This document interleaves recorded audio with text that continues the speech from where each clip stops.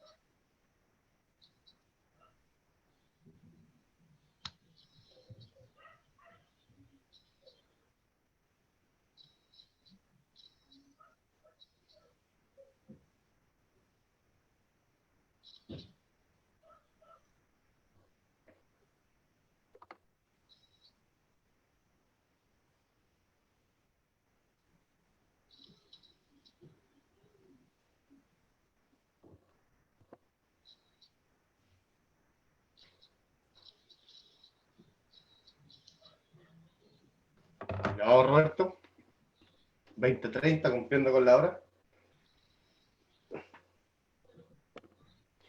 Ya. Hola a todos y a todas los amigos acá de la provincia, del patrimonio de la provincia de Cordillera.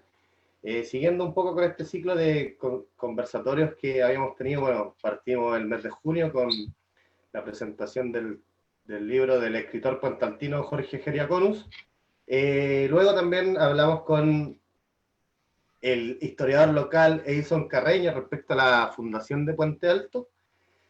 Y el día de hoy tenemos bueno, un gran tema y también un gran invitado. Este enigmático cementerio, como yo les colocaba ahí en los comentarios, en la presentación, el enigmático cementerio ruso de Puente Alto. Vamos a estar con un gran invitado que, bueno, conoce, ya hemos estado conversando con él, conoce de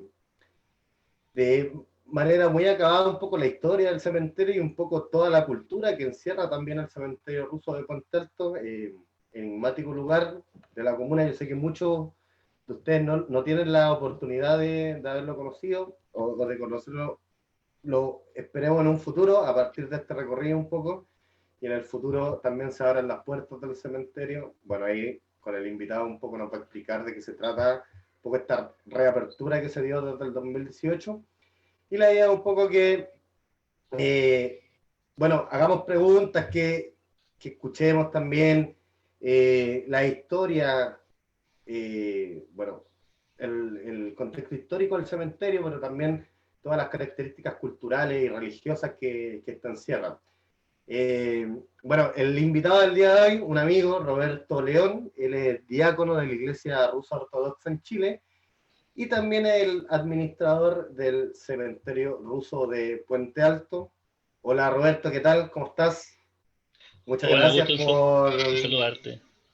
gracias por acompañarnos el día de hoy. Yo sé que, bueno, ha tenido mucho éxito un poco esta invitación que se le hizo a la gente. Bueno, saludamos a la gente de Puente Alto, pero como también me indicaba antes de empezar, que también hay mucha gente de la Asociación Pro Cementerio Ruso que también nos está acompañando el día de hoy.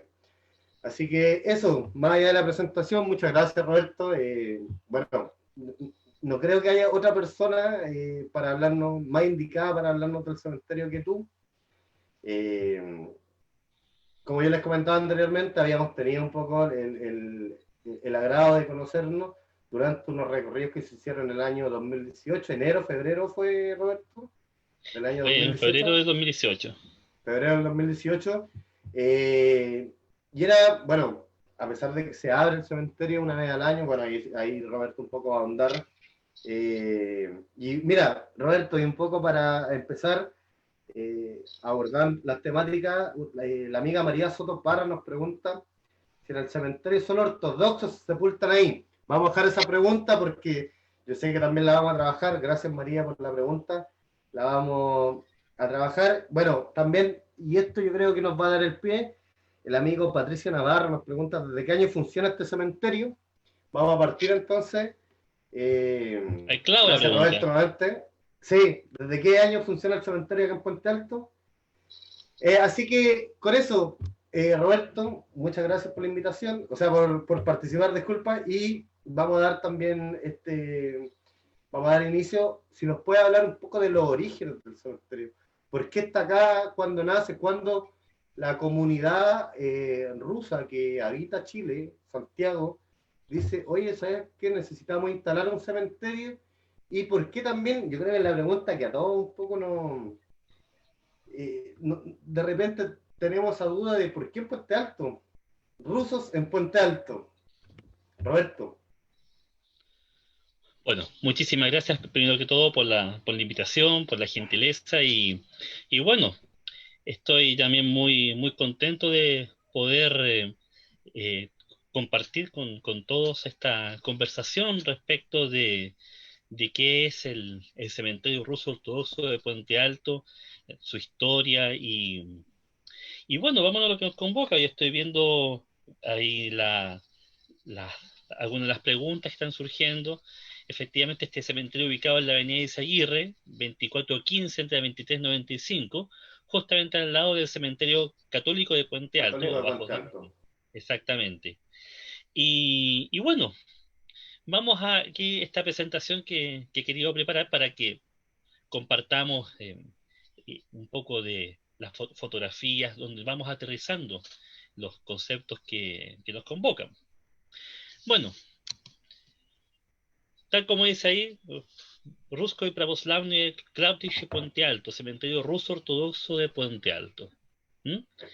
Y, obviamente, un cementerio ruso, en tierra puentealtina. Es bueno que nos manejemos con los dos idiomas. Yo no sé si se está viendo al mismo tiempo el cambio de diapositiva, ¿eh? Sí, ahora sí, Roberto. Ahora sí. Ya. Estamos donde dice bienvenidos. O, si usted quiere, doblo por Ralovat. También. Obviamente, estamos en un cementerio ruso. ¿Por qué no se lo demos en ruso? No, no. Y al mismo tiempo, aquí estamos obligados a manejar un poco de ambos idiomas. Si entramos al Claro. cementerio, nos vamos a encontrar con un lenguaje distinto al que nosotros estamos acostumbrados, con signos distintos a los que estamos acostumbrados. Entramos a un mundo interesante, a un mundo ruso. ¿Mm? Vamos viendo justamente estos temas y aquí tenemos la portada justamente del cementerio. Esta portada Claro. que fue diseñada por un arquitecto ruso, don Pedro Retovsky, el año 57, que consistía justamente de este arco y encima un icono. El icono actual fue hecho el año 2000 por una iconógrafa rusa, doña Valentina Kuzmina. reemplaza un antiguo que lamentablemente el tiempo y el clima fue deteriorando, hecho por el artista Vladimir Pedrayevich, que está sepultado en el cementerio. Claro, Pero la pregunta del millón, y para no estirar demasiado el tema, ¿cómo fue que llegamos acá? claro. ¿Por qué en Puente Alto? ¿Por qué Puente Alto? Pero primero partamos la base, ¿por qué los rusos querían tener un Claro, cementerio? Y pasa lo siguiente. En la década de 50, la buena parte de la colonia rusa, no todos en todo caso, tenían justamente la inquietud de tener un lugar donde poder sepultar a los suyos conforme a sus tradiciones, conforme a sus costumbres y a los rituales religiosos ortodoxos. Pero esto también se inscribe en un proceso que es de alguna forma transversal a muchas de las colonias rusas que existen en la diáspora. Si tomamos en cuenta de que lo que los rusos cuando salen de las fronteras de su país tras la revolución bolchevique, se instalan en grandes centros de migración rusa, como por ejemplo eran Praga, Berlín, París, Londres, Belgrado. Tanto en esos grandes centros como en los pequeños, los rusos trataron de reproducir la Rusia que conocieron, la vida que tuvieron. Por esa razón, ellos hicieron el tema de tener sus clubs, sus lugares de reunión social, su iglesia ortodoxa, y así como tenían scouts rusos, que el scoutismo ruso sobrevivió en el exilio, en Rusia soviética estaba prohibido, como también tradiciones cívicas, tradiciones culturales, religiosas, que se lograron perpetuar en el exilio, también un cementerio que los cobijara y que pudiera darles eh, digna sepultura. Pero ¿qué detona todo este asunto? El hecho de que muchos van a, cuando se mueren sus parientes, a buscar sepultura en los cementerios existentes hoy en el país en la década de 50. Entonces, hay un discurso del gestor de la idea del cementerio, que es don Dmitry Yershov, que es un artesano del calzado, y él eh, forma una comisión preparatoria. Entonces, él dice de que, y lo redacta en un discurso, de que cuando es, ellos ven las costumbres que hay aquí en Chile respecto del cementerio, en el cual si uno es enterrado en un camposanto, pero después a los 5 años lo estaban sacando para tirarle una fosa común, claro. eso es algo, no es aceptable. Entonces quieren tener un cementerio donde el que llega se quede. Y don Dmitry Yershov lo, lo toma esto como, y así lo intenta transmitir a la gente, como un esfuerzo que tiene que ser de la colonia. Él dijo lo siguiente, permítame hacer Sí, un sí, por extracto favor. de sus palabras. Dice, esto fue en una reunión, el año 1955, y con esto contesto una pregunta que anda rondando. Cada persona rusa tiene la obligación de pensar no solo en sí mismo, sino sobre sus compatriotas, los cuales aquí, lejos de su patria, comparten el destino del inmigrante. La mayoría aquí presentes son militares y recuerdan que en las batallas difíciles, bajo el fuego de metralletas y explosiones, arriesgando la vida, sacamos a nuestros camaradas para entregar sus cuerpos a la tierra. ¿Acaso estando en un país libre y teniendo todas las posibilidades daremos la espalda a nuestros compatriotas y permitimos que sus huesos sean botados a la fosa común en 3 años más? Entonces, este esfuerzo hace que se forme un grupo presidido por don Dmitry Yershov, que fue hasta su muerte en 1999 el administrador del cementerio. Y a él se creó para ello esta personalidad jurídica de la Asociación Pro Cementerio Ruso, que tuvo su primera reunión constitutiva el 1 de noviembre de 1955. Y fue presidida, su primer presidente, don Andrés Novikov, que era un empresario ruso que hacía esas zapatillas que usan las bailarinas del ballet, claro. y tenía una tienda donde las vendía por ahí por, ponte tú, la zona de Mapocho, Diagonal Cervantes, San Antonio. Ahí Ya. tenía su local. Entonces, allí don Andrés se convierte en el primer presidente de esta organización que se inscribe en esto que es que la historiadora Olga Uliánova, que está sepultada en el cementerio, vienen a hablar de la sociedad rusa en el exilio. Es decir, este conjunto de instituciones, entre las cuales brilla la Iglesia, y al lado organizaciones sociales, políticas, militares o de exmilitares, y un largo etcétera, de beneficencia, que justamente van reproduciendo esa Rusia que fue conocida antes de la revolución, pero en el exilio. El imperio ruso, un pequeño imperio ruso en estas, bueno, colonias que se van formando a nivel Culturalmente, culturalmente. culturalmente porque no todos eran monárquicos. Ah, no, Había monárquicos, por supuesto, pero también había gente que no era especialmente partidaria de la monarquía, sin caer en el otro lado. Bueno, claro, sin la ser verdad, también pro-soviético. los habían. Me imagino, si conversábamos la otra vez, me acuerdo Claro. de que también había algunos militares, parece.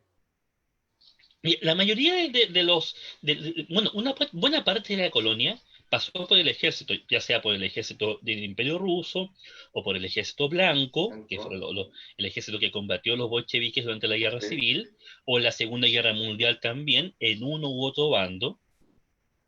La, el devenir de la diáspora rusa fue bastante cruel.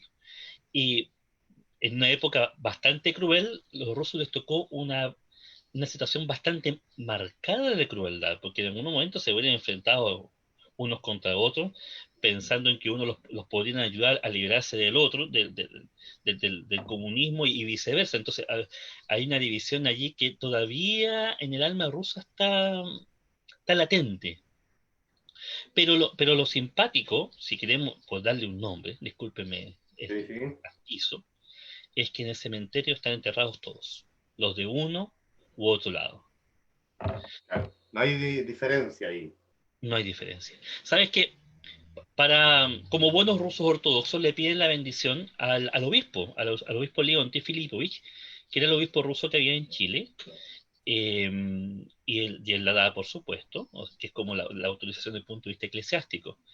Y una de las condiciones que había en la época era que si uno quería instalar un cementerio, tenía que buscar, ojalá, un cementerio que estuviera contiguo, ya sea para volverse parte de él, como una sección, como las que tienen cementerio general, o un Claro. cementerio aparte, pero pegado a un existente. Y justamente se encontraron con el cementerio de Bajo de Mena. Y le pidieron ayuda al cardenal José María Caro. Entonces el cardenal Qué Caro le manera. dio un documento a esta comisión preparatoria, le dijo, bueno, ustedes busquen el cementerio que mejor les convenga. Y efectivamente, esta gente fue y se encontró con este terreno que pertenecía a un señor llamado Fernando Calderón, que él lo había comprado en 1941. ¿Ya?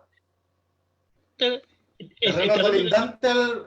Porque, mira, me preguntaban, Roberto, dónde quedaba exactamente el cementerio, para que la gente un poco referencia, justo donde está la carretera, acceso sur. acceso sur, claro. Bueno, ahora hay un CRS, un hospital ahí. O sea, Cruzando, cruzando esa parte por la calle Isaguirre, uno llega al cementerio, al frente, bueno, está el cementerio Bajos de Mena y frente está la distribuidora de la Coca-Cola. exactamente. Exactamente. Por eso es el Avenida Izaguirre, cuando se le dio el número, que fue en el año 57-58, se le otorgó el número 2395, que antes no tenía número el lugar. Bueno, de hecho, don Dmitry Yershov hizo justamente una serie de cálculos en el cual mostraba por qué era beneficioso en ese momento el terreno propuesto en Puente Alto. Porque eh, gracias a que estaba el cementerio al lado, había tren, ¿m? Un tren que salía cada una hora desde Plaza Italia, Sí, sí. había un autobús cada 15 minutos o un colectivo, y en 40-45 minutos se cubría distancias en ese momento desde Santiago hasta Puente Alto.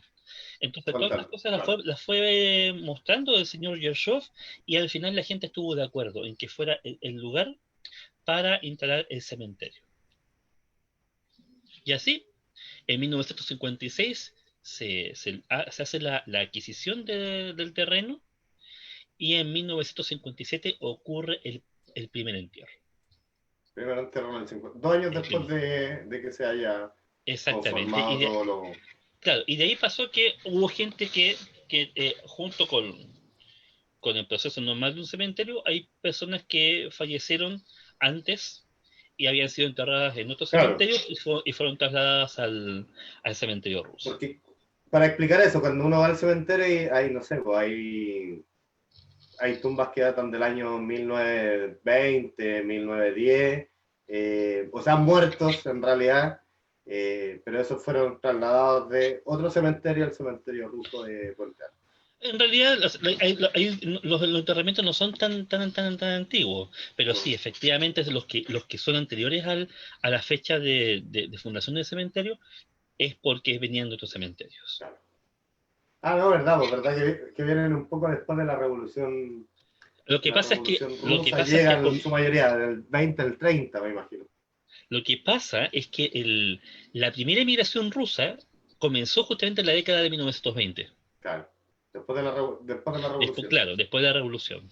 Y de hecho, Perfecto. el arquitecto Pedro Rzetowski, que fue el que hizo la portada y la cruz que está al fondo, Sí, sí. él pertenecía a esa primera migración. Y su Ah, ya. familia está sepultada en el cementerio. La familia del arquitecto. La familia de este arquitecto. Perfecto. Bueno, les quiero presentar aquí algunas características que tiene este cementerio que lo hacen justamente un punto único, no solamente para Puente Alto, sino también dentro de los cementerios existentes de nuestro país.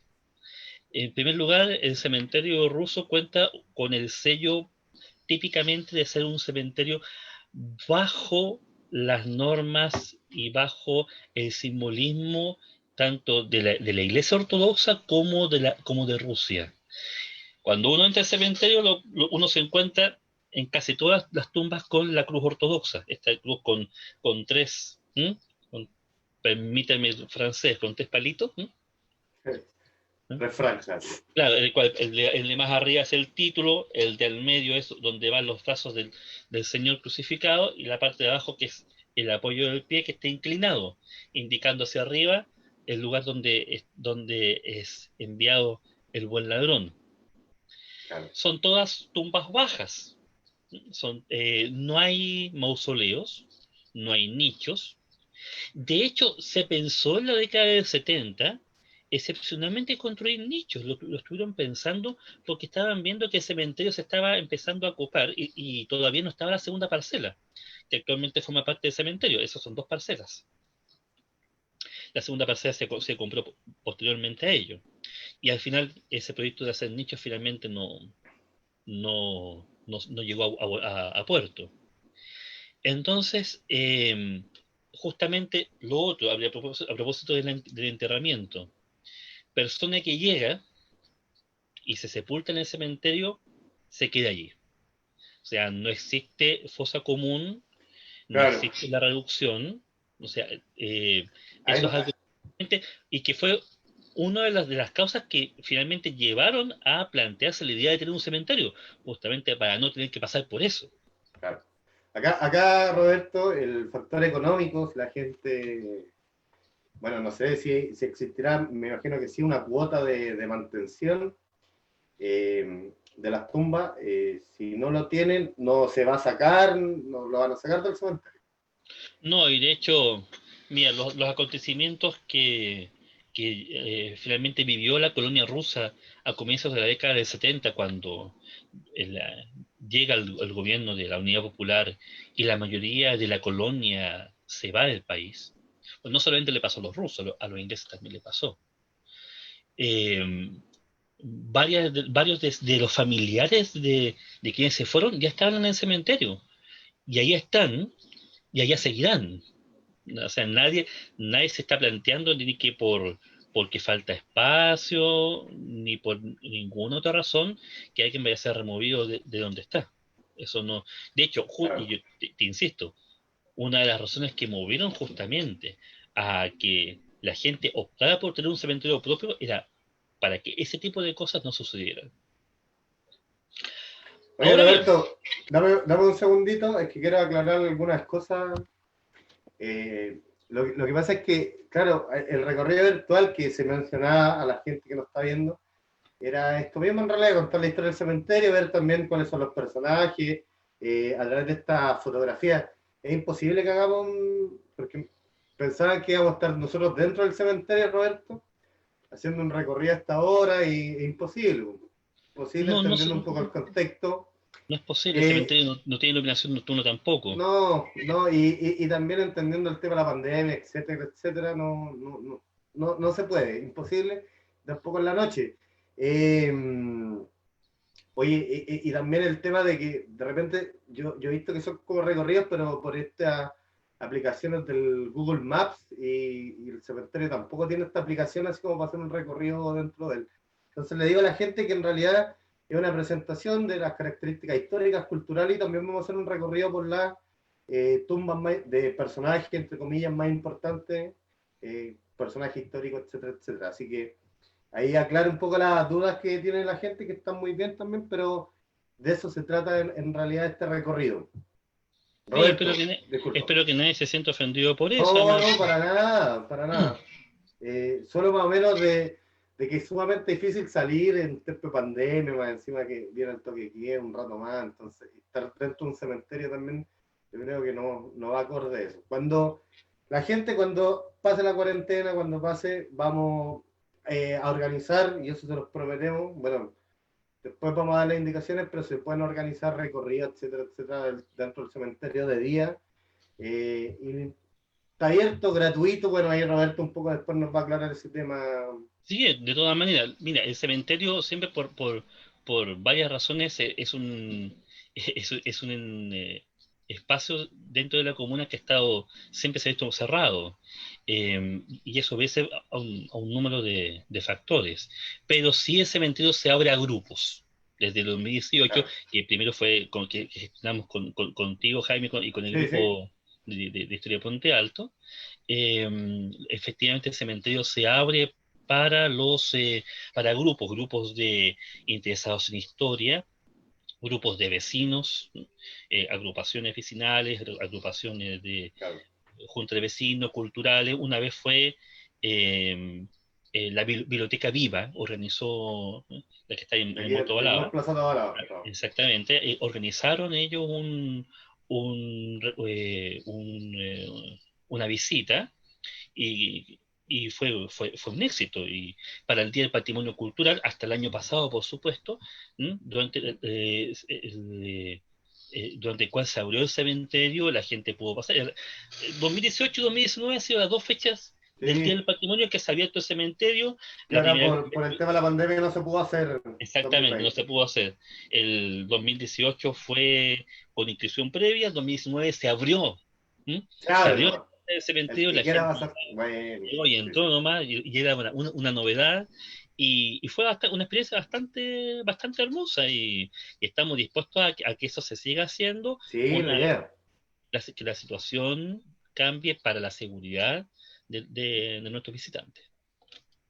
Eso, eso. Ahí aclaramos a la gente en realidad que tiene las dudas, que está súper bien también, pero claro, por un tema de contexto histórico nacional, mundial, no se puede hacer un recorrido No, nosotros estamos recorriendo a través de imágenes, en pero antes terreno, de claro. partir por las imágenes hay que explicar de qué Claro, se trata. contexto, Claro, sí, claro, vamos explicando el por contexto. Y favor. eso es lo que pasa también cuando la gente va al cementerio, lo primero que explicamos es el contexto. Claro, Pues, de que hay otras formas de visitar el cementerio, evidentemente, por supuesto, pero creemos que esta es la mejor.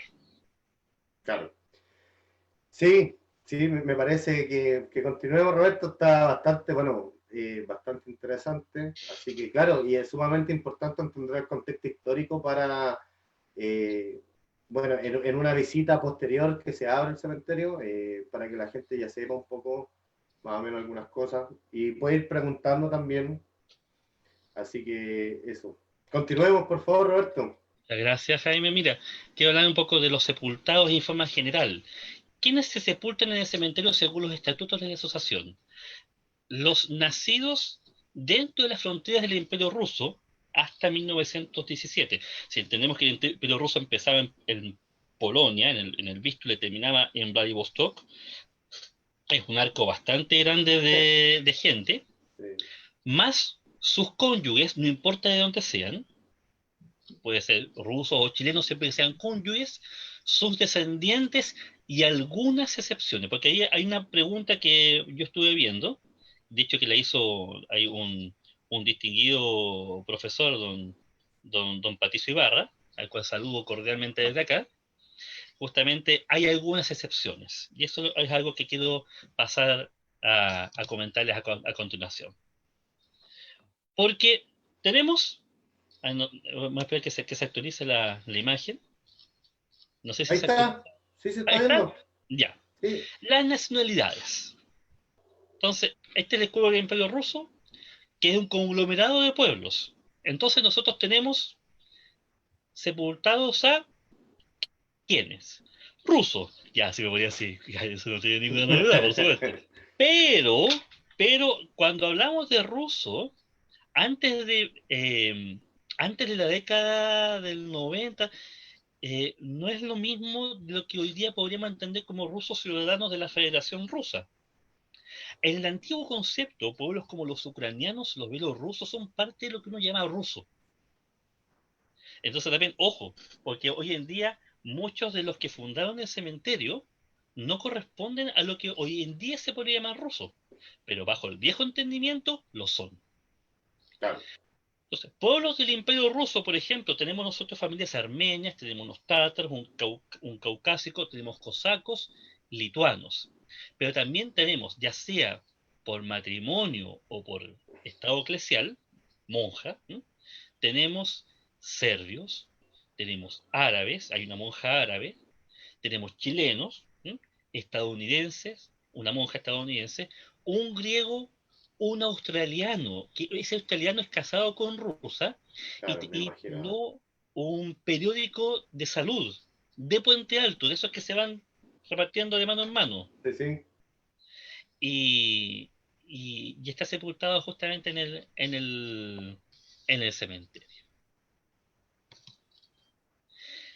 Tenemos tradiciones de cementerio asociadas, por supuesto, a los difuntos, que son básicamente dos.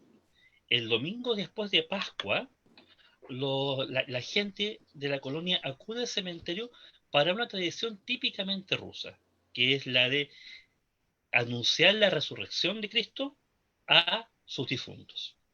Esa es una tradición muy antigua en Rusia, o sea, en ruso se dice Ranitza, y la gente asiste a la Eucaristía, a la liturgia, en la capilla, y deja huevitos de Pascua, que son huevos de verdad pintados, o deja una especie como de torta con glaseado encima que se llama kulish, que son platos típicos de la Pascua rusa, y los dejan ahí para los difuntos encima de las tumbas. O sea, la idea es que después eso se lo comen los pajaritos, la- Claro. las aves que llegan allí, ¿m? Pero es una forma como de compartir con los difuntos la resurrección, aparte que según las normas de la iglesia, el domingo, en realidad el martes, siguiente a la segunda semana de Pascua, es cuando se pueden volver a hacer los responsos. Entonces, durante la primera semana de Pascua, en la tradición ortodoxa no hay responsos fúnebres, porque están, a no ser que alguien muera expresamente, porque estamos con el tema de la alegría de la resurrección. Entonces, al domingo siguiente, esa alegría se Exactamente. lleva al cementerio. Y por ejemplo, estamos en esa tumba, que es la tumba de Nico Nilidov y de su tío, el poeta de la eliminación, don Alexander Aseyev, eh, que tiene los huevitos típicos de Pascua. En paréntesis, veo que está conectada a la Xenia Nilidov, que es hija de Sí. don Nico Nilidov, y la saludo desde acá. Don Nico, ya hablaré de él, Xenia, no se preocupe, ¿no? Tranquila, ¿eh? Y, y sigamos. En medio de la primera parcela, porque como lo digo, son dos. La primera está casi completa ya.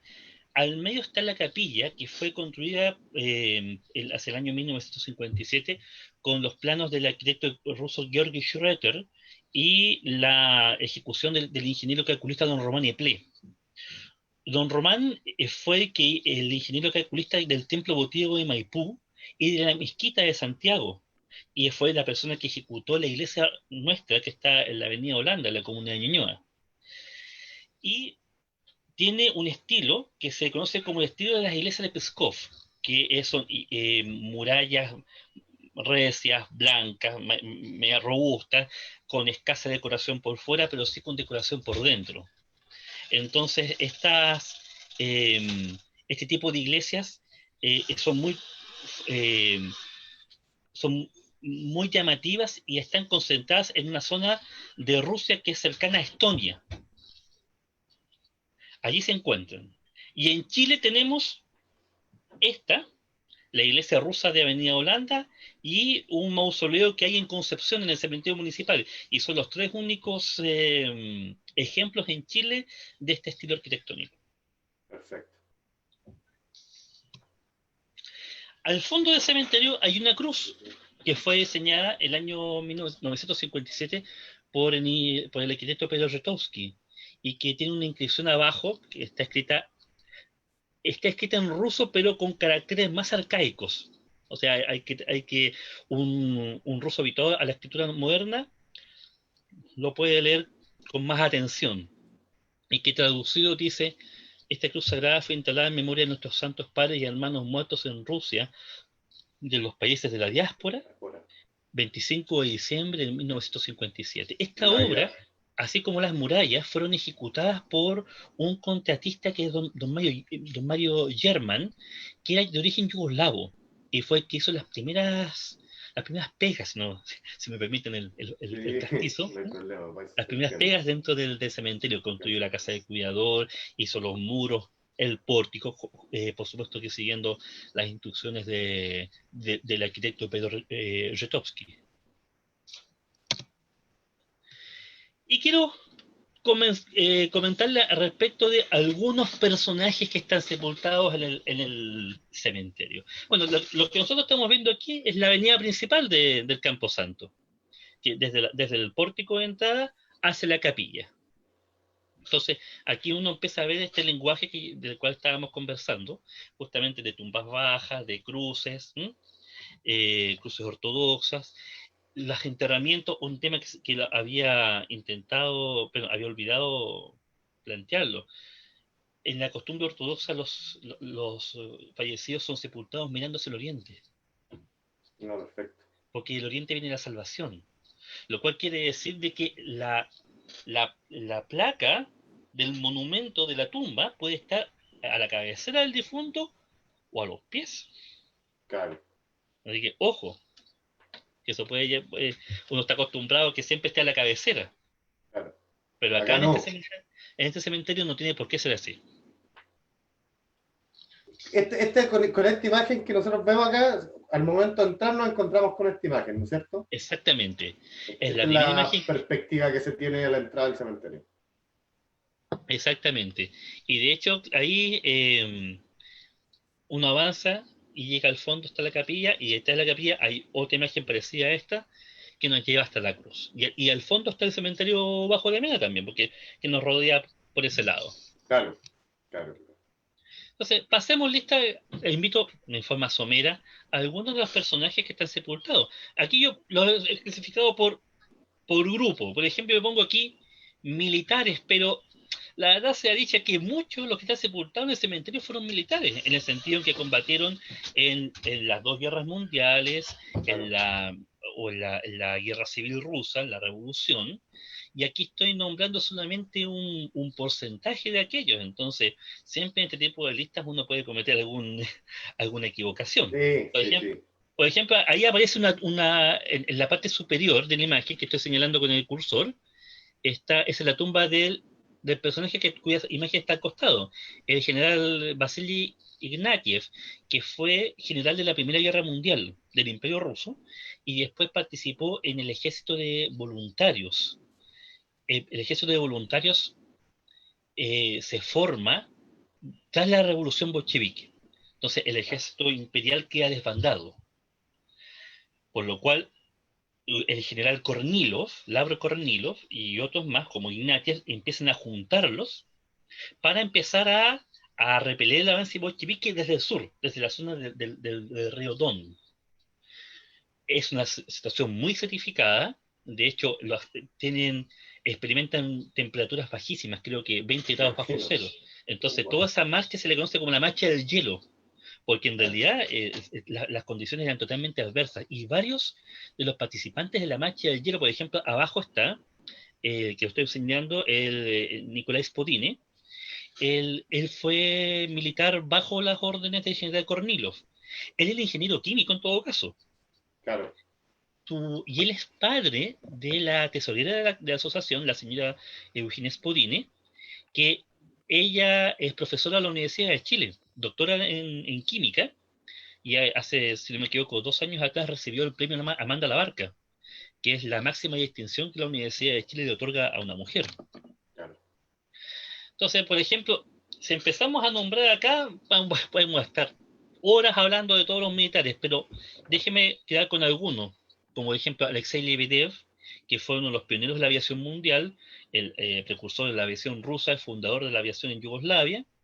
Está don Vasily Rykov, que lo sepultamos hace 2 años, si no me equivoco, que él combatió en la batalla de Stalingrado, ¿sí?, bajo el ejército soviético. Don Nicolás Podini, que lo acabo de mencionar, don Kuchuku Lagai, que está en su tumba aquí en el extremo inferior derecho. Kuchuku Lagai es un personaje bastante interesante porque él pertenecía a, Bacán. a, la, a lo que se llamaba la División Salvaje, que era un ¿Ya? grupo del ejército imperial ruso que combatió en la Primera Guerra Mundial, pero que no eran ortodoxos, eran de los grupos no ortodoxos del imperio, por ejemplo, musulmanes, como en el caso de Claro. Sí, sí. Kuchukulagai. Y Ah, él eso también, combatió, Roberto, yo creo que, no sé si pasó, ¿no? De que, claro, religiosamente también, aparte de las nacionalidades, religiosamente también encontramos gente de otras religiones, ¿o no? pocaso, pocaso, Poco, pero las hay. pero hay. Porque, pero hay, sí, porque justamente la idea, exactamente, es que el cementerio está abierto para los súbditos del Imperio Ruso y sus descendientes, sus cónyuges, independiente del creo que sean. Pero eso no quita, a pesar de esa apertura cultural, eso no quita que el cementerio tenga un perfil ortodoxo. Claro, la mayoría son ortodoxos, entonces. Claro, y de hecho Kuchukulagai Ahí está. acá en Chile se mostró más ruso, trató de mostrarse más ruso que muchos. Claro. De casado con rusa, su hija Mireille Murugai era de los scouts rusos en Chile. Es decir, él trató de adherir en todo y de hecho musulmán iba a misa. Mira, Y de hecho él tiene una historia bastante interesante porque ya en el exilio, yo le decía uno de los centros de la migración es Yugoslavia. Y él eh, en los años 20 se involucró en problemas de Albania y dirigió al grupo de soldados que derrocó al gobierno de Fannoli en Albania y reafirmó la autoridad de Ahmed Sogu, que después sería el rey de Albania. Ahí estaba metido Cuchuco Lagay. perfecto. Entonces tenemos, bueno, en la lista es larga. Tenemos a Eugenio Sí, von Chilnev, que fue comandante de submarinos, Dmitry Frolov, que cosaco, oficial cosaco, que sobrevivió a la masacre de Lienz en 1945, Pavel Minrim, 2 veces condecorado con la Orden de San Jorge, la que el Imperio Ruso le otorga al heroísmo, Vasily Kozlov, oficial blanco, Valerian Gurchin, que está en el extremo inferior izquierdo, y Alexander Tolic, que está justamente al costado, que es un capitán del ejército de Yugoslavia, y está sepultado acá. Y en realidad, yo insisto más claramente, esta lista es corta. claro, me imagino que Claro, deben ser muchos. claro, de hecho, justamente don Boris Gaussen hablaba de que como la mayoría habían sido militares, entonces era muy fácil organizarse entre ellos. Entonces, si querían hacer un grupo de lo que sea, y había organizaciones rusas en la década del 50, 60, que daban justamente cuenta del compromiso de la colonia para hacer cosas en común. Decían, como éramos todos habíamos sido todos militares, entonces era muy fácil organizarse. Claro. Bueno, tenemos los eclesiásticos, y aquí está prominente la figura del arzobispo Leonti Filipovich, nacido en Kiev, en Ucrania, en 1904, si no me equivoco. Él se convirtió en obispo durante la ocupación alemana y logra salir al exilio y se viene en el año 48, está en Paraguay, y a comienzos del 53 se instala en Chile. Él es, dentro del mundo ortodoxo, una figura bastante reconocida. Y, y él falleció en Buenos Aires el año 71 y fue sepultado acá en el cementerio ruso. Y junto con él están las monjas del convento que se estableció el año 58, que después hoy en día está establecido en la zona de La Rayana, en la comuna de Lo Barnechea, de las cuales hay dos monjas puntualmente, la madre Juana y la madre Marfa, que no eran rusas. La madre Juana, que quizás una de las monjas más queridas que tuvo el convento, era palestina, nacida en Palestina, Jerusalén. claro. Totalmente, no tenía nada de ruso, aunque estas monjas árabes cantan en ruso, hablan en ruso, como una más. De hecho, hay conventos rusos en Tierra Santa. Por ejemplo, la madre Juliana, que todavía vive, ella fue abadesa en el convento del Monte de los Olivos en Jerusalén. Perdón, el convento de la Ascensión en el Monte de los Olivos, bien digo, que me confundo con el otro, Santa María Magdalena, donde hay monjas rusas y también hay monjas paisanas. Entonces, también es algo que no es extraño dentro de este contexto.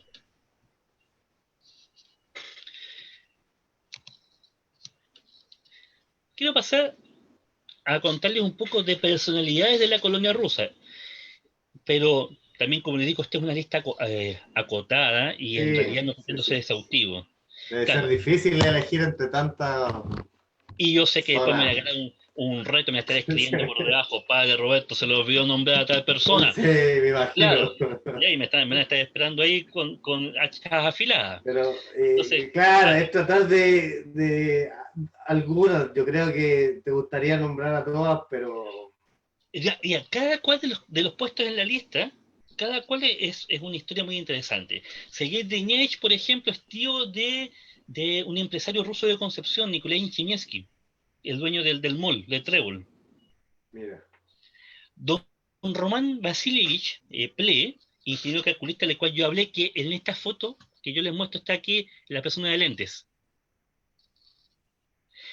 Gran ingeniero calculista, o sea, eh, es una persona que lo que construye eso no se va a caer. Esa es la fama que tenía. Al lado está don Igor Nilidov. Don Igor, largo tiempo presidente de la Asociación Pro Cementerio Ruso. No fue el fundador de ella, pero sin él la asociación habría sido todo muy distinto. Él tenía, por ejemplo, una empresa constructora y generosamente él puso todo a disposición para la colonia. Por ejemplo, para la construcción de la iglesia, él puso toda su fuerza costeada por él mismo. En ese sentido, el Don Igor es una persona que entregó muchísimo a la colonia, la presidió durante muchos años, porque además ser presidente de la asociación era como ser presidente de la colonia. claro. Al lado de él hay otra persona de la misma altura, don Oleg Minayev. Don Oleg Minayev era médico, llegó a Chile junto con don Igor Ñelido y don Román Eple el año 48, cuando se produce la gran emigración de rusos acá en nuestro país. Y hay una historia que se cuenta, ahí voy a esperar que Sasha Minayev después me desmienta, pero resulta que a los rusos llegaron a Santiago, perdón, a Valparaíso, ya sea por tren o en micro, los llevan a Santiago, al Estadio Nacional, que era el centro donde llegaban los refugiados. Entonces, don Oleg, desde las gradas del estadio, desde la tribuna, miraba al costado y estaba el Instituto Bacteriológico, Claro, que ahora es el Instituto de Salud Pública. sí, sí. Entonces lo miraba, mientras tanto esperaba que alguien le ofreciera pega, porque la verdad es que la idea es justamente que llegara la gente de acá, ¿no? Los chilenos, a buscar a esta gente, que eran todos técnicos, no sé lo que decía el papel, ¿no? ¿Mm? Para ofrecerles trabajo, porque el gobierno chileno justamente propició que llegaran los rusos porque eran técnicos, Claro. porque sabían y además venían con familia. Bueno, el asunto es que al final una señora le hizo una recomendación justamente para que fuera a trabajar al Instituto Bacteriológico, donde trabajó el resto de su vida. Y ahí Toda la vida. el aporte que hace Don Oleg es justamente trabajar junto con un equipo para que en Chile el país produjera la propia penicilina. Sí, sí. Y Perfecto. está, por ejemplo, está don Dmitry Yershov, que yo le explicaba, artesano del calzado, zapatero de profesión, que fue el gestor de la idea del cementerio ruso, doña Eugenia Claro. Solotujina, que fue durante muchos años la presidenta de las damas rusas, eh, una gran personalidad en la colonia, que a las fiestas, las navidades, etcétera. Doña Xenia Gramatikova era la representante del Fondo Tolstoy, la Fundación Tolstoy, de que Estados Unidos mandaba plata para ayudar a la gente, porque ser ruso no significaba tener plata, o sea, hay gente que estaba también con dificultades complementarias, entonces Me la Tolstoy imagino. Foundation le mandaba plata y doña Xenia repartía. Entonces una vez la revista Paula declaró un pesito para acá, un pesito para acá, se trató de mantener este asunto. Y he resumido un asunto que me encanta decirlo. Y decía, los rusos son tonos flojos, borrachos y vividores. Igual que los chilenos. Igual. Igual que los chilenos. Y de hecho esa tumba que yo muestro en la diapositiva es la tumba de doña señora Matikova, que tenía pozos petroleros en la zona del Cáucaso, que Mira, con la revolución perdió perdió todo, todo. como muchos de los que están aquí. Me No, imagino. como muchos, como todos los que están aquí. La siguiente diapositiva que les quiero mostrar habla de artistas e intelectuales y al mismo tiempo que está el tema de que los de que hay muchos militares, hay muchos también artistas, hay mucha gente Claro, así, de, así vemos. del mundo de las Bailarines, letras. pintores, historiadoras, dibujantes, anticuarios, poetas. Claro, tal por ejemplo la Elena Poliakova. La Poliakova fue primera bailarina del Teatro Mariinsky de San Petersburgo. El zar de Rusia le regaló un prendedor, el zar Mira, Nicolás II. Después, en el exilio, en el Teatro de Belgrado, primera bailarina. Y acá Chile llegó a ser la profesora del ballet de la Universidad de Chile, del ballet experimental, que produjo grandes personalidades, como por ejemplo, sin ir más lejos, Olga Wisniewski, bailarina del Teatro Municipal, de lo mejor que tuvo el Ballet Nacional chileno, siendo ella rusa y cuyos padres y hermanas están sepultados en el cementerio ruso. De hecho, la hermana de la Olga Wisniewski, la doña Marina Wisniewski, era astrónoma del Observatorio de Cerro Calán. Y mira. el grupo que ella tenía tuvo una investigación gracias a la cual un grupo de físicos estadounidenses el año 2000-2001 más o menos ganó el Premio Nobel de Física, gracias al trabajo del equipo donde trabajaba la Marina Wisniewski. Tenemos, aparte de la Poliakova, que hay un premio que otorga el ballet del municipal en honor a ella, la Madame Poliakova, por favor.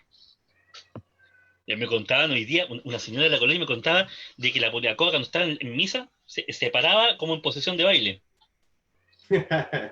Como en la iglesia Oh, rusa no hay asiento o hay muy poquitas sillas, los viejos se sientan, claro, entonces ella siempre estaba parada como en posición de baile. en posición de bailarina. No es la única, por ejemplo está Marina Omelianovich, que es la foto que aparece abajo, la foto de superior izquierda es la Poliakova, y abajo está ¿Ya? la otra que está en colores, que está recibiendo como un premio, es la Claro, María el otro. Omelianovich, hija de una bailarina que también está sepultada allí, la Bárbara Stankowski, que junto con su hermano Nicolás, ellos establecieron el Ballet Russe de Chile, el ballet ruso de Chile, De que en Chile. el fondo era como un semillero de talento, primero en Santiago, después en Quilpué. Entonces, la María Omelianovich, por ejemplo, trabajaba justamente con talento, produciendo y integrando un tipo de ballet clásico europeo. Tenemos otras personas, como por ejemplo Vladimir Pedrayevich, iconógrafo, don Iván Marianos, que fue fotógrafo del Palacio de la Moneda, Alexander Topornin, pintor, Reina Vinogranovna, o conocida como Mariana Kolosova, que es la fotografía que está en blanco y negro en la parte inferior, que ella fue una de las grandes poetisas de la imitación, particularmente en China en la época de entreguerra, junto con Alexander Aseyev, que es tío de don Igor Nilitov. Tenemos a don Irina Borodaevsky, pintora expresionista, primero radicada en Venezuela, después en Chile. Doña Olga Uliánova, académica de la Universidad de Santiago, experta en todos los estudios relacionados con la Europa del Este. Doña Evgeny Radchenko, Alfredo Shvedrevich, que fue pintor y docente, y Nikolai Rogaliov, que es un tema, porque Rogaliov era anticuario. ¿Ya? Pero en sus tiempos libres, o viceversa, Rogaliov era el jefe de una corriente de la masonería, que era el Buen martinismo, nombre. claro, Mira. del cual tenía otro compañero de ruta que era don Sergio Pechiniakov, que fue uno de los fundadores aquí de la iglesia, que también estaba en las mismas, pero don Sergio no está sepultado en el cementerio ruso en todo caso. Así que el cementerio justamente, ahora, con esto, en el fondo, qué es lo que yo intento comunicar? Que aquí uno ve el aporte que los rusos hacen a, al país que los acogió. O sea, vienen Claro. acá a entregar lo mejor que sabían, lo mejor que tenían.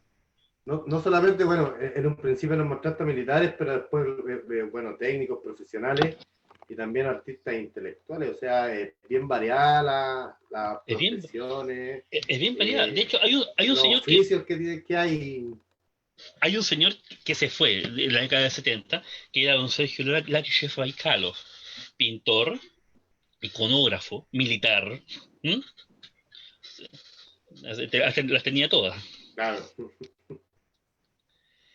Y tenemos otro punto que son los aristócratas, de los cuales se habla Ah, bastante, y yo ya sé, me sí, está escribiendo por debajo diciendo, padre Roberto, no todos eran aristócratas, algunos sí, se colocaban esos títulos cuando llegaban. algunos quién sabe, algunos solamente Dios lo sabe, pero no obstante, los menciono con esos títulos porque al final del día uno los conoce por eso. ¿Mm? Claro. Por ejemplo, está el príncipe Andrés Gagarin, Sí, que es un tema.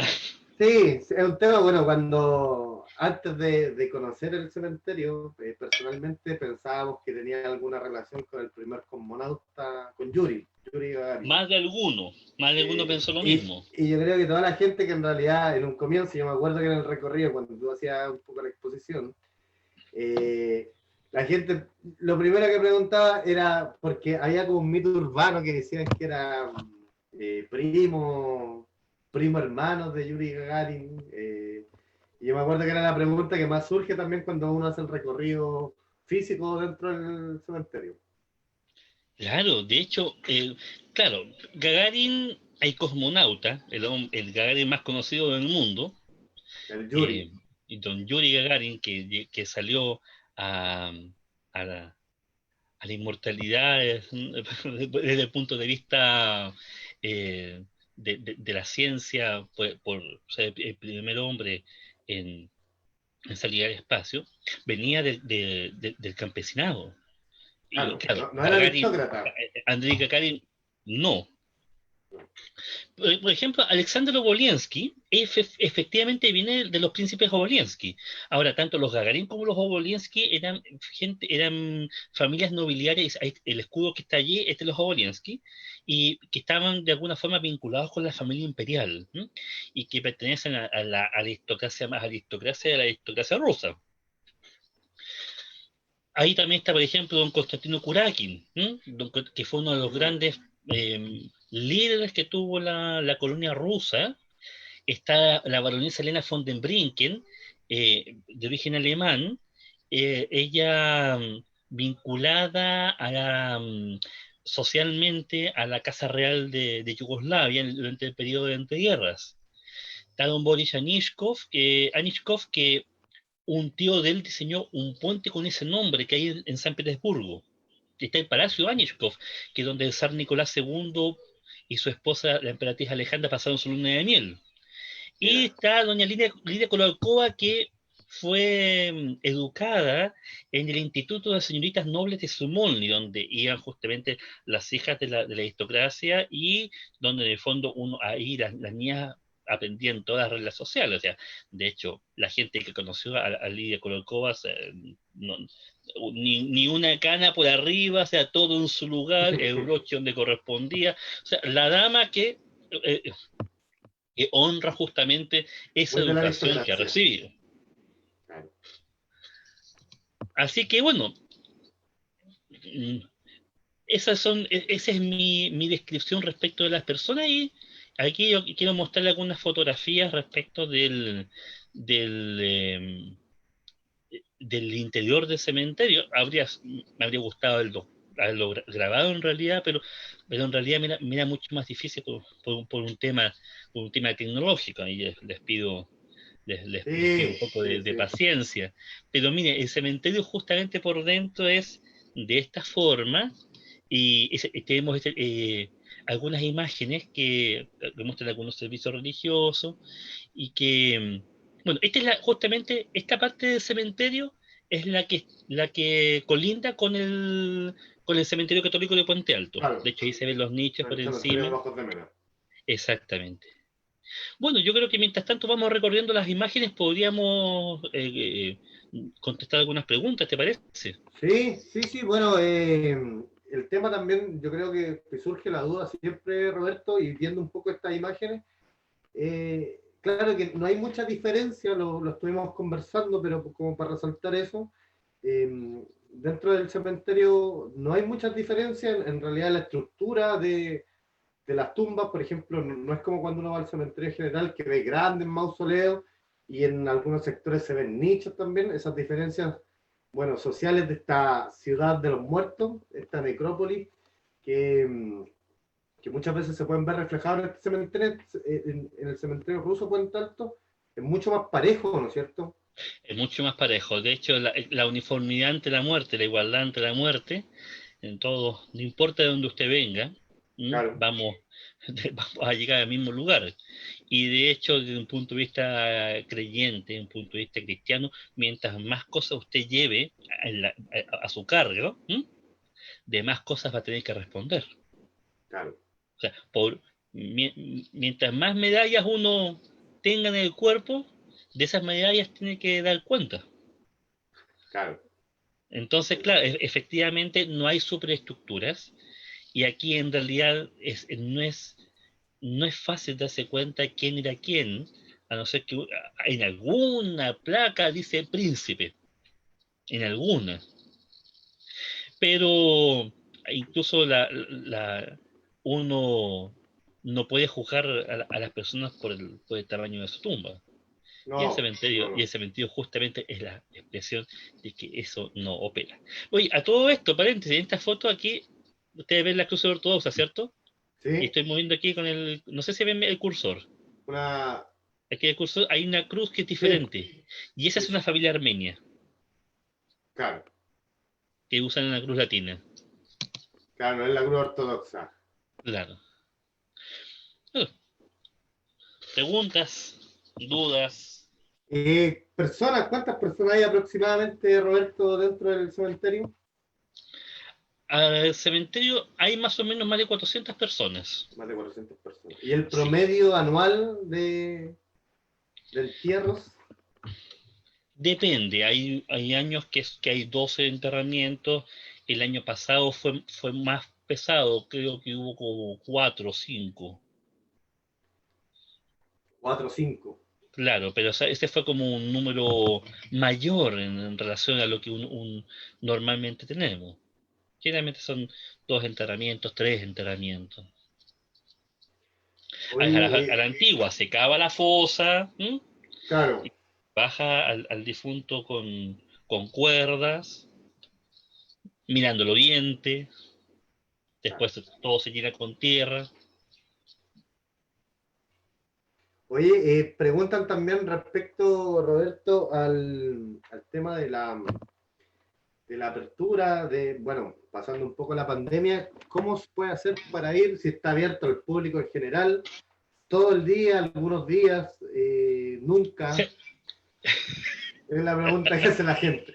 Bueno, mira, muchos comentarios decían, la mayoría, bueno, y no solamente ahora en la conversación, que también ha salido la pregunta, sino que también cuando abrimos, por ejemplo, o cuando se abrió el cementerio en el 2018, los puentaltinos más antiguos, sector de Seguirra, de la plaza, que, bueno, tienen familiares en el enterrado, sepultado en el cementerio Bajos de Mena, me decían, ¿sabes que llevo 50 años pasando por acá a diario y nunca he podido entrar? Veo solamente la plaquita o lo que se ve de arriba ahora con la conexión un poco de que hay sobre la autopista, esta pasarela que hay, pero nunca hemos podido entrar al cementerio. ¿Por qué no se podía entrar al cementerio ruso, Roberto?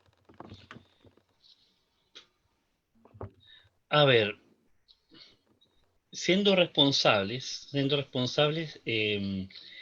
los rusos de la emigración siempre, siempre miraron el mundo que los rodeaba con una suerte de saludable temor, por por circunstancias históricas.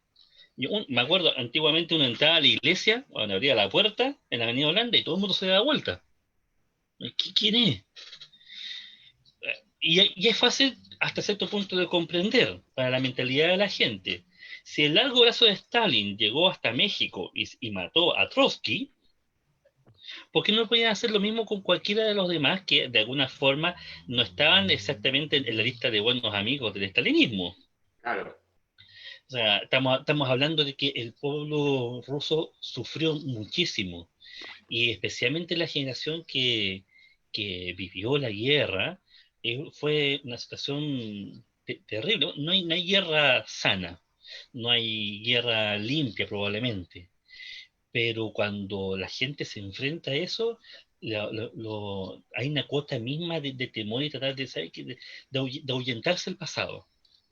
Entonces también el cementerio, como parte también de este mundo ruso, tratando de ser cuidado, tratando de ser, de mantenerlo, pero en general también corresponde a un patrón que tuvieron muchos de los rusos en el exilio en la época de la Guerra Fría, en el No cual solamente, me imagino que no solamente pasó en Chile, sino que los que migraron también a otras partes, a otros países, deben haber tenido no era por ser características. Chile, no era por Claro. ser Chile. Al contrario, los rusos acá llegaron y se establecieron en el país, se incorporaron a la sociedad, hicieron su mejor aporte, sin sentirse ni mejores ni peores, sino tratando de ser agradecidos con el país que les habría abierto las puertas. Pero esta forma de ser es una cosa general. Yo he visto comentarios de los rusos de Estados Unidos, de Francia, es lo mismo. Son iguales. Hay una cosa, permítame detenerme en un punto. En la década del 70, la periodista Olga Klimarenko hizo un reportaje para la revista Paula que creo que mencioné. ¿Sí? Entonces, ella empezó su reportaje diciendo cuánto le había costado hacer el reportaje. Porque resulta que entrevistó a la señora. La señora contó una historia. A la semana siguiente, cuando iba a la confirmación, la señora dijo, no, no dije eso. Voy a decir otra cosa. Y cambió la versión. Al final la señora cambió como 3, 4 veces la versión. El problema es que tampoco fue una vez, ni con una sola señora, pasó con varios. Entonces, ahí, por ejemplo, Feliushkin, Andrei Feliushkin, que tuvo aquí una empresa metalúrgica, hizo una declaración como para dejar tranquilo a la periodista y le dijo, ¿sabe lo que pasa? Que los rusos hemos sufrido tanto que en realidad empezar como a volver atrás es para nosotros demasiado pesado. O sea, Claro. tuvimos que empezar 3 veces la vida. Nos fuimos de Rusia, llegamos a Yugoslavia, de Yugoslavia tuvimos que escapar, del escape nos venimos para acá. Entonces, es una vida duro, y eso también termina a veces volviéndose hacia uno mismo. Claro. Oye, Roberto, Israel, por ejemplo, nos pregunta las personalidades un poco pro-soviéticas o que estuvieron ligadas un poco a la Unión Soviética que descansan en el cementerio. ¿Son soviéticos ortodoxos o soviéticos que desertaron del Ejército Rojo?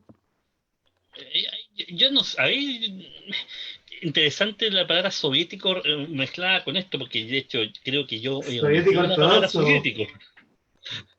A ver, Sí.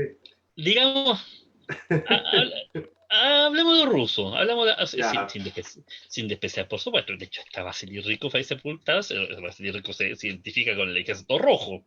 mira, Eh, ese personaje, por ejemplo, por ejemplo, era un... Rykov yo lo conocí como la persona que pasaba la coleta de la iglesia. Ya, Pero Rykov era la persona que había estado en la batalla de Stalingrado peleando contra el ejército alemán del general von alemán. Paulus. Mira, Claro. Entonces, a ver, hay gente de los dos lados. Hay gente de la vieja migración, hay gente que salió de la Unión Soviética durante la guerra, escapando del ejército rojo. Hay gente que combatió en el ejército rojo y que logró, y que vio que pasando la alambrada hasta la libertad, cruzó y acá están. Y hay algunas personas que corresponden a una migración más reciente, posterior a la caída de la Unión Soviética, como por ejemplo el caso de la profesora Olga Ulianova. eso te iba a preguntar porque me parece, si mal no recuerdo, ella tampoco era muy religiosa en realidad. Cuando Para hablábamos nada, de las personas ortodoxas, musulmanes, y la profesora Olga Yulanova no era muy no, religiosa, parece. para nada. No, está ahí en el cementerio. Oye, me preguntan también respecto a los cortejos previo al entierro, si son iguales o no son iguales a los católicos. Los cortejos no, es todo como uno lo conoce, excepto que cuando llega al cementerio, en la ceremonia ortodoxa, claro, eh, avanza como uno ve en otro cementerio, el coro ¿Mm? canta, y cuando llega al lugar del sepelio se hace un servicio fúnebre, por lo general se bendice la fosa, y, y parte del ritual ortodoxo en el cual se le coloca tierra encima del cajón y aceite. Ya, Y en un pequeño responso se baja la urna. perfecto. Oye, mira, en relación a eso mismo también, Roberto, no se ven, dice que alguien pregunta por el tema de las flores, que de repente en los cementerios, bueno, católicos, por ejemplo, o como el cementerio general también, que de repente uno va, y sobre todo para el Día de las Madres, estos días icónicos que siempre está lleno de flores, acá preguntas que no se ve tanta flor. No, de hecho, bueno, aquí vamos a hacer a cargo de una pregunta que hace a nombre de don Osvaldo, que sobre el tema de la jardinera. Bueno, efectivamente la gente lleva flores. Hay que reconocer de que el cementerio no tiene tanta visita durante el año, pero efectivamente la gente Eso, lleva flores, o incluso a veces está consultado encima de la lápida. Hay un espacio de tierra incluso en varias de ellas, no en todas. En varias de ellas, donde también se colocan florcitas, la gente lleva, y en ese sentido no hay restricciones, le llevan remolinos, le llevan flores. Hay una sepultura donde incluso le dejan cigarros a la ah, persona, porque era buen fumador, fumador, claro, fumador. era buen fumador, y hay también, y bueno, por ejemplo, para el domingo siguiente de Pascua, que le llevan, dejan huevos, dejan molido esos, digámosle, torta, o culish, Claro. eh, con respeto, y se le dejan como esparcida ahí, pero con la esperanza de que se lo coman los animales silvestres. En Oye, ese sentido, Roberto, pues, el tema de las flores, claro, no, no, no, no hay eso una es restricción. Por ejemplo, como los judíos, que los judíos en vez de flores colocan piedras en las tumbas. pero no, no, eh, no hay caso nosotros. no, ya. No, Flores no, permitido. no es el caso, no es el caso. Ya, No, no, es como la sepultura común y corriente. La diferencia es que las diferencias no van por ahí. ¿Me entiendes tú? La diferencia no va en las demostraciones de cariño. Hay gente que le deja tarjeta, las claro. coronas que se ponen encima. Claro, no, eso es parte de lo cotidiano, como cualquier cementerio. La diferencia va por otras partes, como por ejemplo lo que le contaba las tradiciones de Pascua. Ahí sí hay Hay cosas una diferencia. particulares. Ahí sí. Roberto, un amigo acá, Rodrigo, también nos pregunta respecto a, bueno, ¿qué diferencia tiene este cementerio católico, o sea, cementerio ortodoxo de Puente Alto con un cementerio ortodoxo en Rusia? ¿Similares o no? De hecho, se supone que justamente el cementerio ruso de Puente Alto busca ser el reflejo de un cementerio tipo de Rusia. No un Claro, cementerio tal o cual, no claro, que sea, pero no que sea la réplica del cementerio de Geneviève de Bois de París, que sí hay una correspondencia, pero sí, tiene, por supuesto, se basa en un cementerio tipo. Tumbas bajas, parecido. una iglesita, el tipo de sepultura, claro, de hecho, yo escuché una vez un comentario de un arquitecto ruso, Alexander Brushinska, que justamente comparaba el cementerio ruso con el cementerio de Geneviève de Bois de París, que es el cementerio ruso por excelencia de París. Oye, Roberto, acá una amiga nos pregunta también, ahondando, yo creo que de repente no queda muy claro el tema de ser ortodoxo, de ser un cristiano ortodoxo en, bueno, nosotros conocemos a los católicos, evangélicos, protestantes en general, pero de repente esta religión cristiana ortodoxa no se conoce mucho acá en Chile. ¿Qué sería ser Eh, ortodoxo, cristiano ortodoxo? el ortodoxo, en, siempre cuando en el contexto local uno conoce mucho, por supuesto, a los católicos romanos, a los evangélicos, bueno, la gente por lo general se queda con eso porque es lo que más se ve. La Claro, iglesia ortodoxa es la iglesia nacional para los rusos, para los rumanos, búlgaros, árabes cristianos, serbios, eh, y, pero también la pregunta, sé qué es ser ortodoxo, qué es la iglesia ortodoxa, eso también depende de quién uno le pregunte. Pues si uno le pregunta a un católico, le va a contar alguna cosa. Le va a contar la iglesia ortodoxa, la parte de nosotros, pero se separaron hace 1000 años. Si claro. uno le pregunta a un ortodoxo, por eso digo, depende de quién uno le pregunte. Si uno le pregunta a un ortodoxo, ¿qué es la iglesia ortodoxa? El ortodoxo va a contestar: la iglesia ortodoxa es la iglesia de Cristo. Es la iglesia de Cristo fundada por los apóstoles, que se estableció en las principales ciudades del Imperio Romano, del cual hace 1000 años se separó la iglesia católica, y que quedó afincada en la zona oriental del Imperio Romano, tratando Claro. de mantener la fe cristiana como fue transmitida desde la época de los apóstoles. Esa es la definición Pero que un ortodoxo hace. los ritos son similares a la Iglesia Católica, ¿no, Roberto? A ver, el- la estructura, podemos decir que todos tenemos una estructura común. ¿M? Pero esa estructura, que por ejemplo en la Eucaristía, la misa o la liturgia, como decimos nosotros, que tiene una parte de penitencial, lectura, evangelio, presentación de dones, consagración, comunión, todos los ritos cristianos la tienen, pero ha sido, por supuesto, embellecida, alimentada, conforme a las tradiciones propias de donde se desarrolló esta parte del cristianismo en el occidente, muy moldeada por la forma de ser del imperio occidental, después del Sacro Imperio, mucho con esa mentalidad. La Iglesia Ortodoxa muy moldeada por la forma bizantina de hacer las cosas. Claro. Y no olvidemos que Bizancio fue quien evangelizó Rusia en el año 988. Entonces, de hecho, durante muchos siglos Rusia fue no solamente heredera cultural de Bizancio, sino que además le seguía hasta el traje de los boyardos, era una reminiscencia de cómo se vestían los nobles bizantinos. Entonces, obviamente, claro, los servicios litúrgicos son eminentemente cantados, ¿no? Eh, en dirección al oriente, generalmente el sacerdote y el diácono llevando las oraciones del pueblo hacia el altar, ¿no? Eh, pero bueno, es largo de hablar.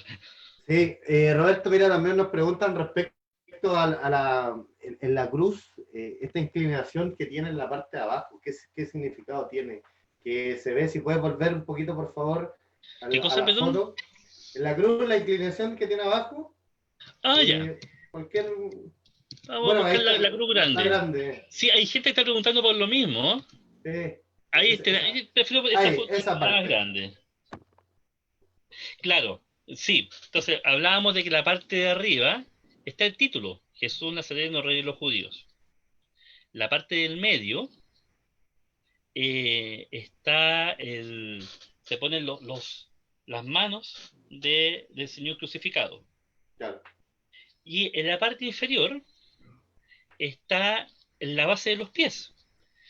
Pero la diferencia es que justamente la base de los pies, lo que nos muestra acá, es que allí está esta inclinación que nos muestra que el buen ladrón estaba a este lado. Ah, Por ya. favor, admítame la explicación con el cursor.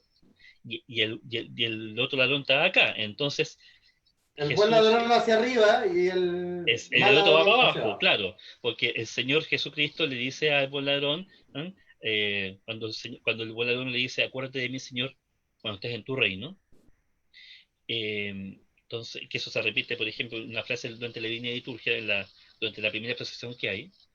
Eh, entonces el Señor le dice, hoy estarás conmigo en el paraíso. Entonces justamente le indica la salvación, le indica hacia arriba.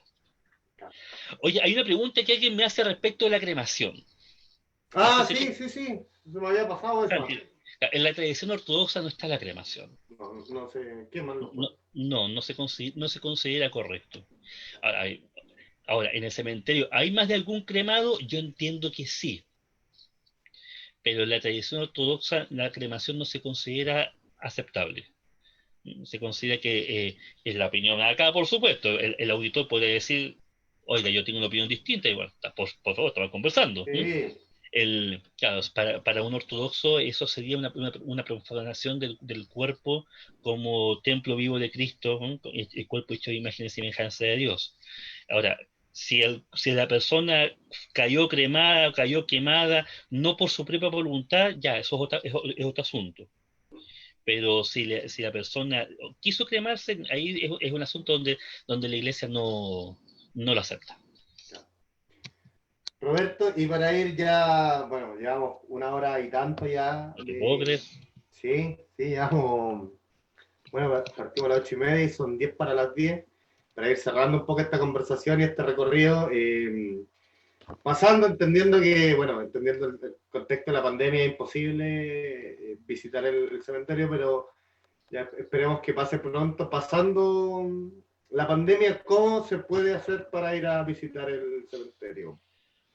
¿Cómo se puede hacer? Bueno, tomando contacto con el cementerio, el correo de la iglesia, iglesiarusa.santissimatrinidad@gmail.com, que es el correo de nuestra parroquia en Ñuñoa, también está funcionando para hacer enlace con la administración del cementerio. Entonces, lo que sí pedimos es que sean grupos de personas. Claro. No importa de dónde sean, pero que sean grupos de personas. Pueden ser, como te decía al comienzo, pueden ser agrupaciones de vecinos de Puente Alto, pueden ser instituciones educacionales. Nosotros hemos recibido colegios, como te digo, Biblioteca Vía, que una vez hizo un recorrido, como fue con la ayuda de ustedes, ¿no? Sí, sí, Es decir, pero siempre por grupos, grupo. claro. ¿Algún día en especial o, bueno, ahí ver un poco, porque para que entiendan las personas que nos están viendo también, de que no es llegar y, bueno, o sea, yo creo que cualquiera puede ir, pero para entender un poco, porque son otros idiomas y otros contextos, todo, eh, el que no, el que acompaña o que hace el recorrido de acá, la persona que nos acompaña, que es Roberto, entonces, en realidad, yo creo que partiendo un poco de la disposición de tiempo que tengas tú, es más o menos cuando se pasa el recorrido. En buena parte sí. Sí, sí, sí. En buena parte Así sí. O que, sea, no hay problema como te dijera, si alguien quiere conocer el cementerio, no, por favor, es totalmente factible y además justamente la Asociación Pro Cementerio Ruso está porque el cementerio se abra y la gente lo conozca, porque también por un lado nadie va a apreciar y querer aquello que no conoce. Entonces, Claro. eh, justamente el cementerio está allí, como te digo, desde 1956 y, y la verdad es que es un tesoro, no solamente Sí, sí, sí. para los rusos en el extranjero. Este es el cementerio más, eh, más meridional ruso existente en el mundo. No es el único de Sudamérica. No, ¿Mm? no, si el otro día una aclaración. Claro, pero Porque parece que en Paraguay también hay uno, ¿no es cierto? ¿ah? En Paraguay parece que también hay Hay uno. dos que están adosados al cementerio principal de Asunción. Claro. Y en Campinas Missões, no sé si lo pronuncio bien, en Brasil, Brasil. hay un cementerio ruso también. Pero al menos de todos los que se conocen, este es el que está más al sur del mundo. Entonces, el punto es que efectivamente el cementerio eh, ya está siendo abierto para los días del patrimonio cultural. Y en ese Sí. sentido, este año no se pudo, No, pero no, no. pero en cuanto se pueda, justamente la idea Sí, es bueno. que puedan ver. Fines de mayo, el último domingo de mayo siempre se celebra el Día del Patrimonio, entonces ahí va a estar abierto para la gente, bueno, esperando este otro año ya. Esperemos que pase en realidad la pandemia, no sabemos todavía, pero si es que llegase a pasar y está todo mucho más normal, tendríamos un recorrido para el Día del Patrimonio, que sería el último domingo del mes de mayo. Pero por supuesto, y como les digo, personas que quieran conocer el cementerio por grupo, sí, estamos totalmente abiertos a hacer recorridos guiados por el cementerio y compartir este tesoro que tenemos acá y que justamente se encuentra en Puente Alto. Oye, Sí, sí, hay algunas personas que siguen escribiendo, disculpa, sí. y hay una pregunta que me hace el Náyer Bugueño. Eh, Náyer, te voy a contestar, escríbeme, te voy a contestar personalmente, porque no te entendería la pregunta. Y hay una señora que escribe, Isabel Martínez, de que varias veces fue a una misa a una iglesia que hay en Santa Rosa, probablemente está hablando de la iglesia del Paraíso 37. Ah, claro, Claro, claro, me imagino. el San Juan el Teólogo del Patriarcado de Moscú, efectivamente, bueno, ahí está el padre Juan Quintecura, que es un sacerdote casado, justamente. Eh, Probablemente se refiere a eso. Me Así imagino. que, bueno, no sé si hay otras preguntas que eh, que podamos contestar mientras seguimos viendo algunas imágenes del cementerio. Preguntaban también de que, claro, de que había una que era diferente, una cruz me parece que era diferente, y era más o menos el tema de los armenios, ¿no es cierto? Esta cruz latina, diferente a la cruz ortodoxa, que es la que normalmente se ve.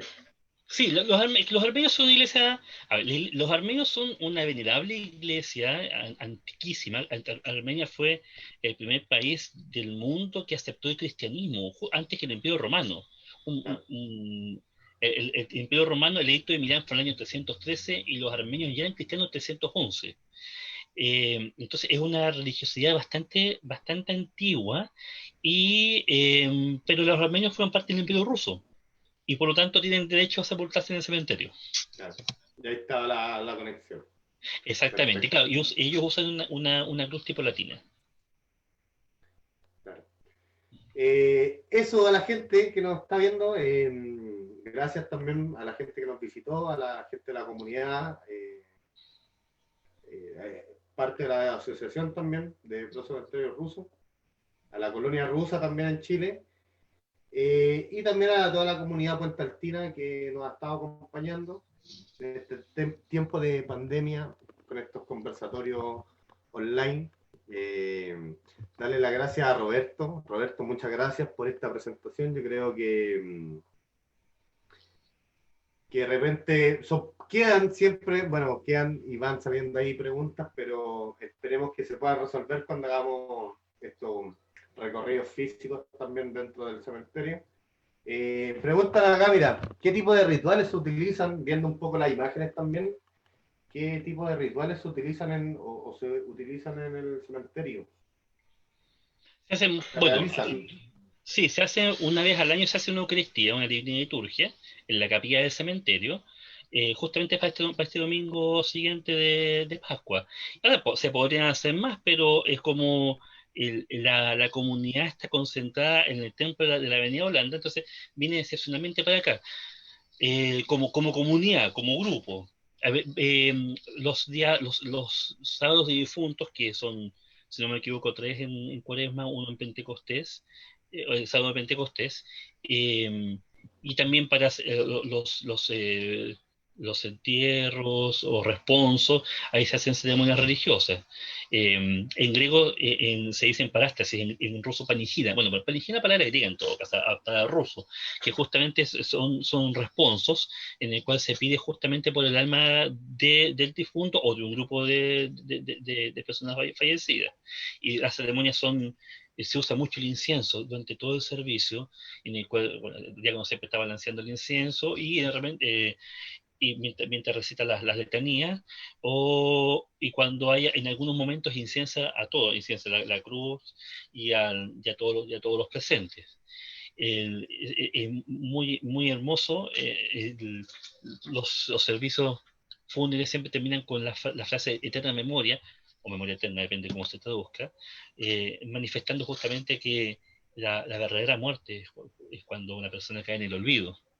Claro, Entonces, mientras más mantenga su memoria, siempre permanecerá viva.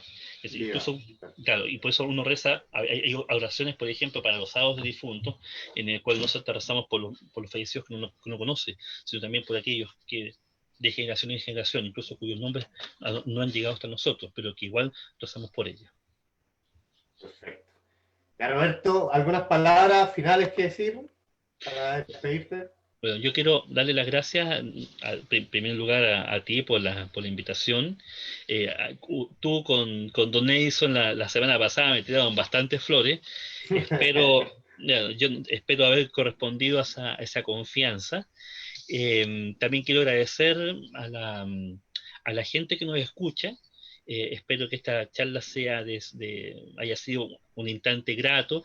Espero haber correspondido a las expectativas que se tenían, o al menos haber contribuido en aquello.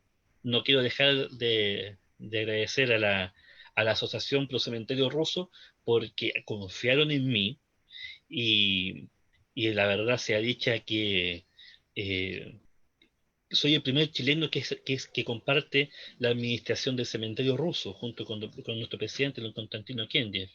Entonces, una excelente persona y que ha prestado apoyo junto con la directiva en todo momento, y ha sido un respaldo para lo que hemos hecho nosotros en este tema de la apertura del cementerio, para que la gente también nos conozca, ¿no? Muchas veces el ruso se ha mostrado quizá un tanto huraño frente al mundo que lo rodea, eh, pero la verdad es que, como decía doña Xenia Gramaticova, a lo mejor nos parecemos bastante más de lo que nosotros pensamos y más de lo que nosotros mismos nos concedemos.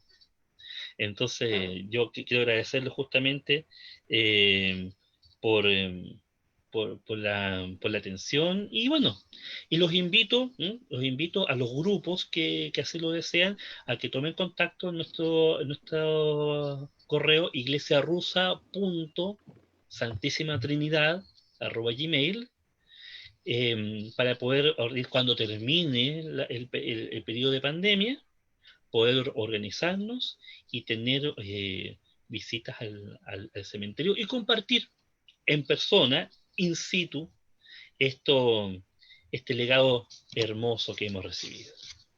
Claro. También por intermedio de la página Patrimonio de la Provincia de Cordillera pueden hacer los contactos.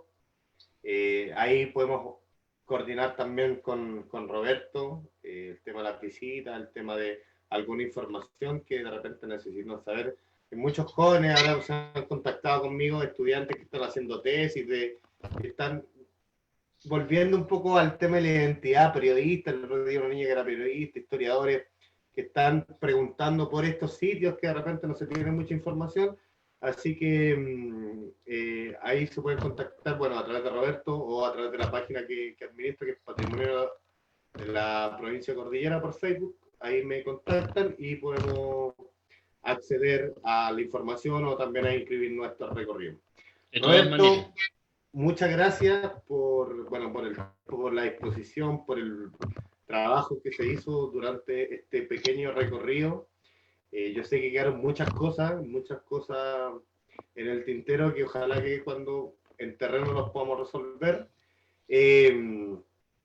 Nada, este enigmático que se abrió, que se está abriendo de a poquito, este lugar tan enigmático para la gente de la comuna de Puente Alto, esperemos también que participe la gente, que participe yendo físicamente cuando en el momento que se pueda abrir. Te damos gracias, le damos las gracias a todas las personas que participaron también, chiquillos, por las preguntas, por de repente alguna inquietud, se fueron, ojalá, pero esperamos haberla resuelto. Así que eso, Roberto, muchas gracias. Una vez más, nos vemos en otra oportunidad. nos vemos. Pues muchísimas gracias y será hasta entonces. Hasta la próxima.